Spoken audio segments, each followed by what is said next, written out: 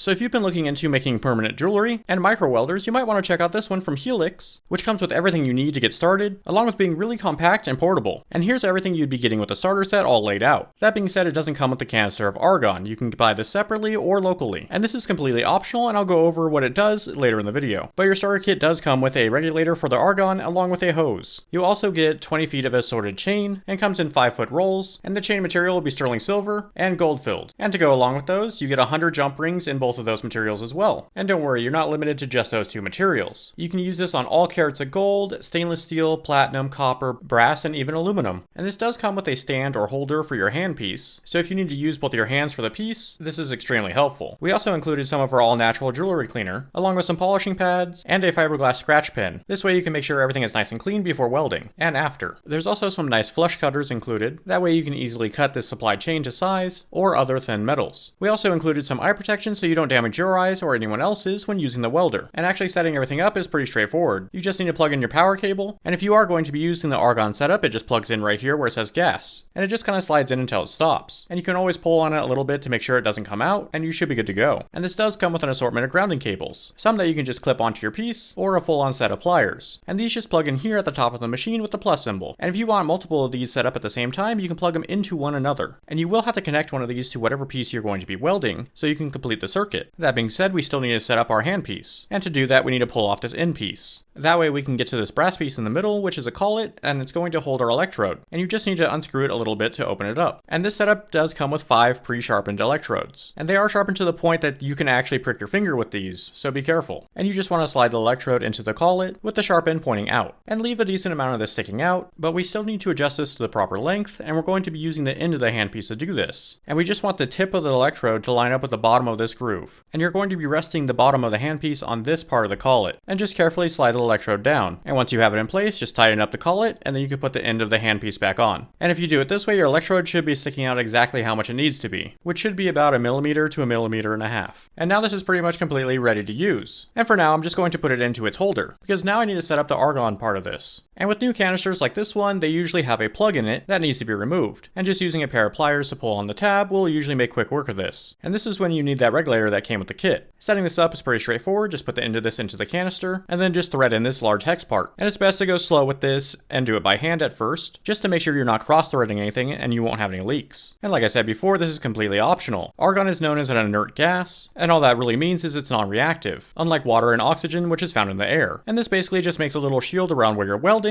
and this will result in better welds and more consistent welds. But once you have everything hand tight, you can tighten this up with a wrench, and you plug in the other end of that hose right here. And just like before, push it in until it stops, and then pull on a little bit to make sure it doesn't slide out. But if you do need to take it out for some reason, all you have to do is push on this piece and pull the tube out. But with all that done, we can finally open up the canister itself, and as I'm doing this, you can see that one of the gauges start moving. And this is telling you the pressure of the canister. And this other gauge is how much pressure you're letting out through the regulator. And you're going to be controlling all of this with this knob here, which should be very loose like this when it's completely closed. So you're going to want to start turning this in the plus direction, and you just want to set this to around 7 liters per minute. And with that all done, this is ready to use. So with all that set up, we can finally turn this on with this switch on the back, and you'll see the front display turn on. But this doesn't fully turn on the unit. You also need to push the on button on the front, and you'll see the ready light turn on. And this display number on the front is actually how many joules or how much power you're going to be using. And you can raise and lower this using the plus and minus buttons on the front. And you're going to have to use different amounts of power, and this will depend on the material you're using and how big or small it is. And if you're wondering why this charge light isn't on, it's because we haven't activated anything yet. And to do this, all you need to do is touch your grounding tool to the end of the electrode. And if you just touch this to the electrode for a second, you can hear it make a beep noise. And if you leave it there for another second connected like this, it'll activate the welder and make a weld. And again, before you do any welding, make sure you have eye protection on, because this is extremely bright and will damage your eyes. And for my first example, I'm just going to use one of these sterling silver jump rings. And I find the best power setting for this jump ring is about 6 joules. And all you need to do is hold this using one of your grounding clips and touch it to the electrode. And there we go, and in about a second, this jump ring is now welded shut. So now let's actually use some of the chain that comes with this and make a permanent bracelet. And we're going to be using the silver chain that I've already cut to length with a little bit of extra on it. And this way you can adjust it for your client to make sure everything's going to be comfortable, because after you weld it, you can't adjust it again, unless you want to cut it off and do it again. And you're only going to need one jump ring to make this bracelet, but I'm also going to be adding this charm, so I'm going to need a second one. And there's definitely a lot of options of things that you can add into your chains, giving you and your client a absolute ton of options. And you can find these on our website along with a large selection of different types of chain. And if you're not familiar with jump rings, they're just small unconnected rings that you can bend open and connect things to one another, just like what I'm doing with this charm. And now if I take the chain and put it in here as well, I can then bend this jump ring closed and everything is connected. And normally you're going to want to use a second pair of pliers to do this. But even though you close the jump ring, this is still your weakest link, and for the most part can easily be opened up again on accident. And just so you can see it better, here's a bigger jump ring. And you can see when we close it up, there's a small gap here. And you're going to want to make sure to get this as tight as possible before welding. And here's the chain already on the client's wrist with the jump ring already closed. And you can see the little bit of extra chain on here as well. But how I have it set right now is comfortable for the client and I can fit one finger underneath it. And because we're going to be welding this on someone, I'm going to be using a small piece of leather to put between where I'm welding and their skin. And this also gives us a nice work area by keeping the chain kind of tight. And all I need to do now is hold my jump ring using my grounding pliers and touch the electrode to the open part of the jump ring. And after about a second, the welder will activate, and now that gap in the jump ring has been fused together. And after doing a weld, you want to clean this up because it will leave a little bit of residue, but you can make quick work of this just using the scratch brush that came with the kit. After that, all you need to do is cut off any excess chain, and this can be done quickly with the included flush cutters. And that's how quick and easy you can do permanent jewelry, using this very simple setup. But you're not limited to just doing permanent jewelry. This can also be used as a spot welder for other jewelry pieces. So as an example, if you use one of our templates to make a bail like this one, you can easily shape it into its usable bail form, and without any soldering setup whatsoever, you can easily just weld the end of this together, which only takes about a second as you can see, and only requires very minimal cleanup for it to look perfect. So a major time saving over soldering pieces together. And this can come in really handy if you're working on something that has stones in it that are heat sensitive. And on top of that, this takes up a very small footprint, so you can easily keep this on a small jeweler's bench. And it's pretty much ready to go at any time, so if you need to tack something together, you can at any moment, with no extra setup or mess. You can also use this to permanently attach posts to earrings, with just a few welds and a little bit of cleanup. So there's a lot of things that this can be used for other than just permanent jewelry, as you can see. And being able to work with thicker metals, or even finer metals with the same precision is pretty nice. And on top of that, these are very strong joints. And if you're planning on being mobile and not having electricity available for this, you can easily run this off of a battery pack. Overall, as you've seen in this video,